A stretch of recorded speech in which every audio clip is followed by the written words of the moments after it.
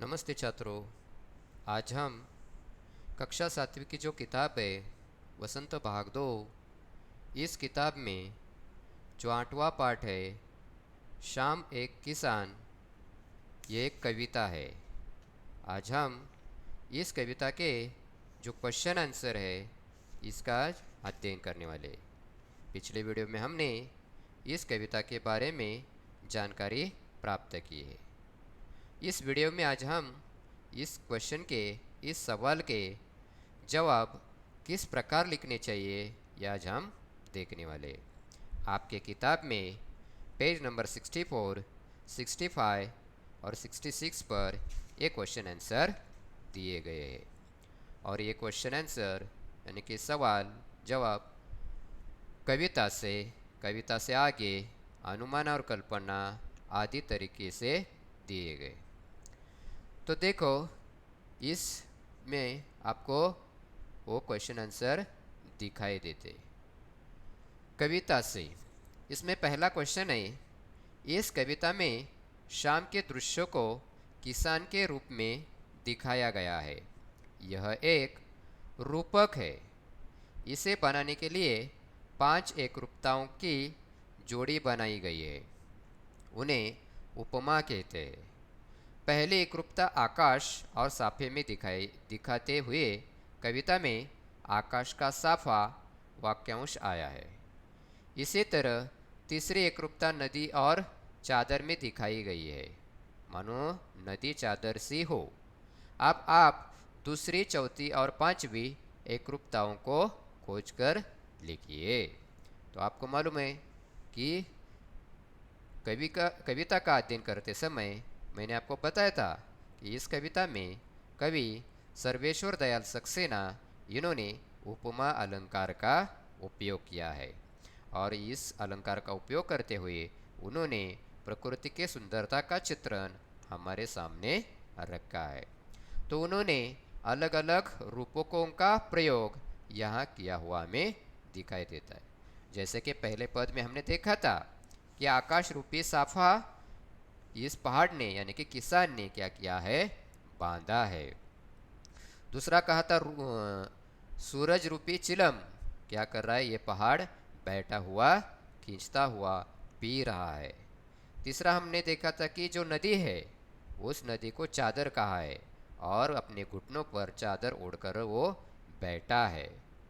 जो पलाश रूपी पेड़ों का जंगल है उसे क्या कहा है, तो अंगीठी कहा है और उस अंगीठी को उपयोग वो सेंकता हुआ कर रहा है। और जो पूरब में अंधकार हो रहा है वो अंधकार हमें पेड़ों के गले मतलब समूह जैसे लग रहा है। तो इसी प्रकार अलग अलग रूपकों का उपयोग वहाँ हमें किया हुआ दिखाई देता है। तो चलो उसका जो उत्तर है वह हम यहाँ देखेंगे। तो दूसरी एक रूपता है चिलम सूरसी, यानी कि जो हमने देखी थी चिलम सूरसी, ये दूसरी एक रूपता दिखाई देती है।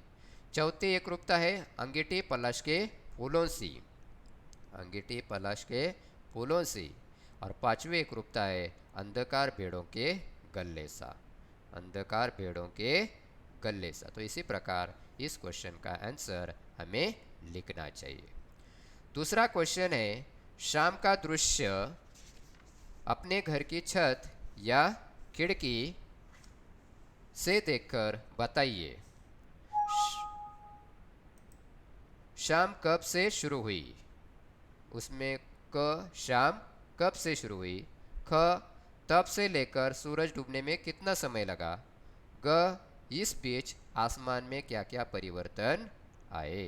तो आपको इसका आंसर जो है वो आप घर में बैठकर भी कर सकते हैं। और ये आप घर में जब सूरज डूबने लगता है तो आप अपने घर के छत पर खिड़की में बैठकर वो देख सकते हैं कि शाम कब शुरू हो जाती है, शाम शुरू हो जाने के बाद सूरज कब डूबता है, कितने समय लगता है उसे डूबने में, और इस बीच में आसमान में क्या क्या परिवर्तन होता है, क्या क्या बदला होता है, यह हम देखकर बता सकते। तो देखो यहाँ का शाम करीब 6 बजे शुरू हुई, यानी कि शाम कब शुरू होती है, 6 बजे से शुरू हो जाती है। ख तब से लेकर सूरज डूबने में करीब 1 घंटे का समय लगा। यानी कि आप भी वो देख सकते हैं कि अलग अलग समय हो सकता है। ओके, तो सूरज डूबने में करीब करीब 1 घंटा लगा, ऐसे यहाँ दिया गया है। इस बीच आसमान में क्या हुआ, परिवर्तन हुआ। तो क्या हुआ, रंग लाल और कुछ देर बाद पीले रंग में परिवर्तित हो गया और कुछ देर बाद सूरज आसमान से क्या हो गया, गायब हो गया और चारों ओर अंधेरा छा गया। तो आपको मालूम है जैसे सूरज डूबने लगता है तो वो दिखाई नहीं देता है और सभी ओर अंधेरा छा जाता है। और जो सूरज डूबने के वक्त जो लाल रंग होता है वो रंग भी धीरे धीरे क्या होता है, परिवर्तित होता है, बदल जाता है और ये भी हमें यहाँ दिखाई देता है। तो ये दूसरे क्वेश्चन का आंसर हमें इस प्रकार लिखना चाहिए। तीसरा क्वेश्चन है, मोर के बोलने पर कवि को लगा जैसे किसी ने कहा हो, सुनते हो। नीचे दिए गए पक्षियों की बोली सुनकर उन्हें भी एक या दो शब्दों में बांधिए। तो कवि ने मोर की आवाज़ को इन दो शब्दों में क्या किया है, बांध दिया है। जैसे कि मोर आवाज़ करता है तो कवि को लगता है कि सुनते हो, ऐसे वो क्या कर रहा है, पुकार रहा है, ऐसे उसे लगता है। तो नीचे दिए गए पक्षियों की आवाज़ को हमें क्या करना है, ऐसे दो शब्दों में बांधना है। जैसे कि कबूतर हो, कौवा हो, मैना हो, तोता हो, चील हो, हंस हो। ओके, कबूतर, तो कबूतर को हम क्या करते हैं, तो कबूतर अपना खत ले ले जाता है ना। कबूतर जा जा ये एक गाना भी है, तो उस पर हम कबूतर को लिख सकते हैं कि लो भाई अपना खत ले लो। कौवा, सुनते हो घर में मेहमान आने वाले हैं। जब कौवा जोर जोर से चीखने लगता है तो हम कहते हैं कि घर में कौन आने वाले हैं, मेहमान आने वाले हैं शायद। तो वो भी हम उससे जोड़ सकते हैं कि सुनते हो घर में मेहमान आने वाले हैं। मैना, कैसे हो, ऐसे पुकार रही हो। तोता क्या करता है, राम राम करता है ना। वो जो हम बताते वो बोलता है, तो राम राम भाई ऐसे बोलता हो। चील, अरे वह देखो नीचे क्या पड़ा है, ऐसे भी वो बोल सकती है। और हंस क्या करता है, तो मेरी तरह शांत रहो, ऐसा वो कहता है। तो इसी प्रकार हम उन्हें इन शब्दों में क्या कर सकते हैं, बांध सकते हैं।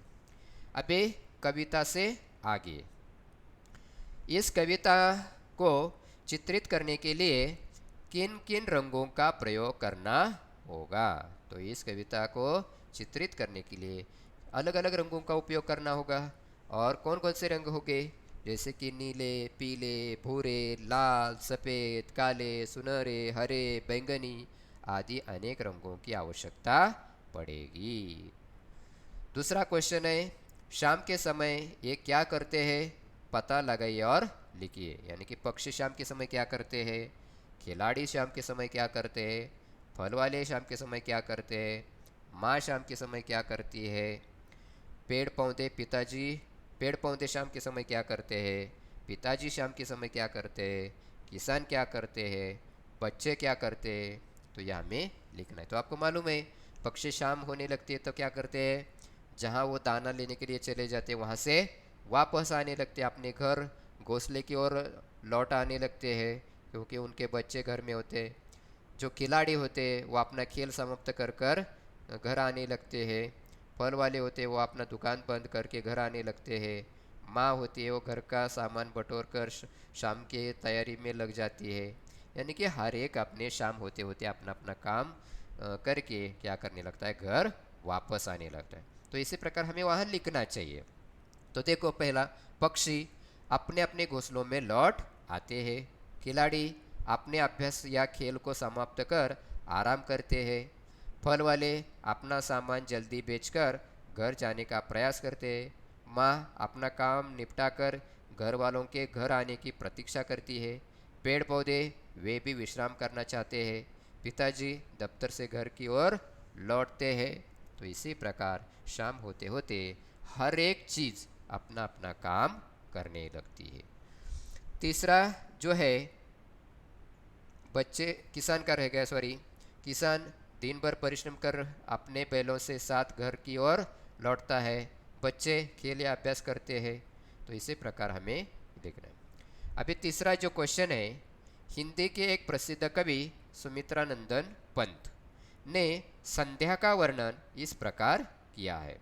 संध्या का झुटपुट, बांसों का झुरमुट, है चहक रही चिड़िया, टिवटी टिव टुट्टू, ऊपर दी गई कविता और सर्वेश्वर जी की कविता में आपको क्या मुख्य अंतर लगा, लिखिए। यानी कि ऊपर जो पंक्तियाँ दी गई है वो पंक्तियाँ सुमित्रानंदन पंत के कविता से है और ये जो कविता है वो सर्वेश्वर दयाल सक्सेना की कविता है। तो ये कविता आपको पहले पढ़नी होगी, तो आप वो कविता पहले पढ़ो। ओके, तो इस दो कविता में क्या अंतर है? तो दो कविता में क्या किया है? संध्या का वर्णन किया है, शाम का वर्णन किया हुआ दिखाई देता है, लेकिन वर्णन करने का तरीका जो है वह दोनों का कैसा है? अलग अलग है।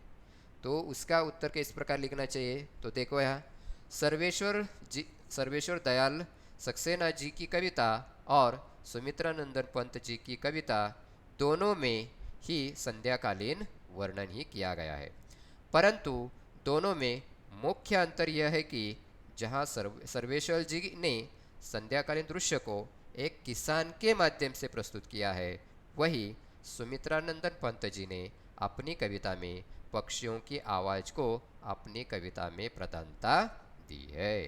तो इसी प्रकार ये उस दोनों कविता में क्या है? अंतर दिखाई देता है। अभी उसके आगे जो है वो अनुमान और कल्पना है। उसके आगे कौन सा क्वेश्चन है? अनुमान और कल्पना। तो देखो यहाँ, शाम के बदले यदि आपको एक कविता सुबह के बारे में लिखनी हो तो किन किन चीज़ों की मदद लेकर अपनी कल्पना को व्यक्त करेंगे? नीचे दी गई कविता की पंक्तियों के आधार पर सोचिए। अभी देखो, पेड़ों की झुनझुने बजने लगी, लुढ़कती आ रही है सूरज की लाल गेंदे, उठ मेरे बेटी सुबह हो गई। ये सर्वेश्वर दयाल सक्सेना की कविता में से ली गई। तो इसी प्रकार यदि आपको सुबह के बारे में लिखना हो, कविता बनानी हो, कविता तैयार करनी हो, तो आप कौन कौन सी चीज़ों का उपयोग करेंगे, कौन कौन सी चीज़ों की मदद लेकर ये कविता या कल्पना करके वो बात व्यक्त करोगे, ऐसे यहाँ दिया है। तो आपको अनुमान करना है, कल्पना करनी है और उसी प्रकार की एक कविता करनी है। जैसे कि सुबह सूरज उगने लगता है, पक्षी इधर से उधर जाने लगते हैं, उनकी आवाज़ आने लगती है, सुबह सुबह का वातावरण अच्छा होता है, पेड़ शांत होते हैं, यानी कि इन अलग अलग चीज़ों का उपयोग करते हुए हमें क्या करना है? कविता बनानी है। तो ये आप खुद को करना है। उसके आगे है भाषा की बात। अभी उसमें क्या दिया गया है? नीचे लिखी पंक्तियों में रेखांकित शब्दों को ध्यान से देखिए। तो उसमें एक घुटनों पर पड़ी है नदी चादर सी, है ना?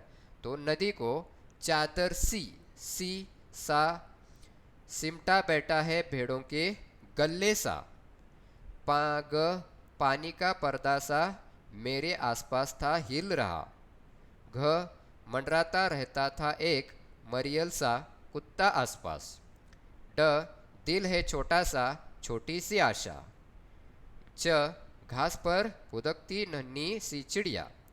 तो इन पंक्तियों में सा सी का प्रयोग व्याकरण की दृष्टि से कैसे शब्दों के साथ हो रहा है? तो इसका आंसर हमें लिखना चाहिए। तो उसका आंसर क्या है? तो देखो यहाँ, तो ऊपर जो दिए है, उपरयुक्त पंक्तियों में जो सा सी का प्रयोग हुआ है वो व्याकरण की दृष्टि से दो रूपों में हुआ है, जैसे कि चादर सी, गले सा, पर्दा सा। इन शब्दों में सासी का प्रयोग उपमा के रूप में किया गया है। तो किसके रूप में किया गया है? उपमा के रूप में किया गया है। जैसे कि नदी चादर सी, अर्थात नदी कैसी दिखाई देती है? चादर के समान दिखाई देती है। पेड़ों के गले सा, अर्थात पेड़ों के झुंड समान या झुंड सामान। पानी पर्दा सा, अर्थात पानी पर्दे के समान। दूसरी और सासी का प्रयोग विशेषण के तौर पर किया गया है, यानी कि एक उपमा के रूप में किया है तो दूसरे सासी का प्रयोग विशेषण के रूप में ही किया गया दिखाई देता है। सॉरी, जैसे मरियल सा अर्थात कमजोर कुत्ता, छोटा सा दिल अर्थात छोटा दिल, नन्ही सी चिड़िया अर्थात छोटी चिड़िया। तो इसी प्रकार इसमें ये जो पंक्तियाँ है वह उपमा के रूप में दी गई है और विशेषण के रूप में भी दी गई है, हमें यहाँ दिखाई देती है। दूसरा, उसके नीचे जो लास्ट क्वेश्चन है, निम्नलिखित शब्दों का प्रयोग आप किन संदर्भों में करेंगे? प्रत्येक शब्द के लिए दो दो शब्द रचिए, यानी कि दो दो वाक्य, संदर्भ मतलब वाक्य बनाइए। आंधी, दहक, सिमटा। अभी आंधी, आंधी ने बहुत उत्पात मचाया, है ना। मेरे मन में कश्मकश की आंधी चल रही है। दहक, घर के कोने में अंगीठी की दहक रही है, अंगीठी दहक रही है, यानी कि उसमें आग जल रही है। उसके मन में बदले की आग दहक रही है। सिमटा, रामलाल जी बुढ़ापे के कारण धीरे धीरे अपना कारोबार सिमटा रहे हैं। और दूसरा है, पिता के डांटने पर बालक अपनी माँ की गोद में सिमट गया। तो इसी प्रकार इस तीन शब्दों का दो दो वाक्यों में हम प्रयोग कर सकते हैं। तो इसी प्रकार इस कविता के जो क्वेश्चन आंसर है उस क्वेश्चन के हमें आंसर लिखने चाहिए, सवालों के जवाब लिखने चाहिए। ओके, आपको कोई आशंका हो तो आप कमेंट बॉक्स में लिखकर भेज सकते हो। तब तक के लिए धन्यवाद।